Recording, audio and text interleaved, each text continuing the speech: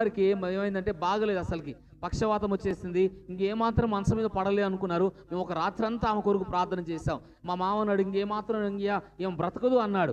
కానీ మేమందరం కలిసి ఆ 3 కుటుంబాలు 3 ఫ్యామిలీలు ప్రార్థన చేశాం. 3 ఫ్యామిలీ ఇంటి అంతా రాత్రి అంతా ప్రార్థన చేశాం. ఆమె ఒక్కొక్కరికే ప్రార్థన చేశాం. ఎప్పుడైతే ప్రార్థన చేశామో ఇంకా లేవదు అనుకున్న సంవత్సరాలు దేవుడు మరలా లేపి కొన్ని సంవత్సరాలు ఆయుష్ ఇచ్చాడు మా అత్తకి. ఏ ప్రార్థన ఇది? అందరూ కలిసి ప్రార్థన చేశాం. అవునా కదా?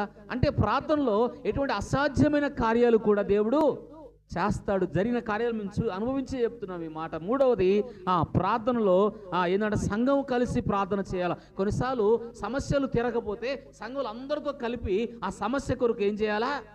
ప్రార్థన చేయాలి. మూడవది. నాలుగవది మనం ఏం చూస్తున్నామంటే ఏం చెప్పండి, ప్రార్థన మనకు విజ్ఞాపన, మనకు ఏదైతే చింత కలగజేస్తుందో, ఏదైతే కృంగుదల కలగజేస్తుందో ఆ నిరుత్సాహాన్ని తొలగిపోవడకు మనల్ని చింతతో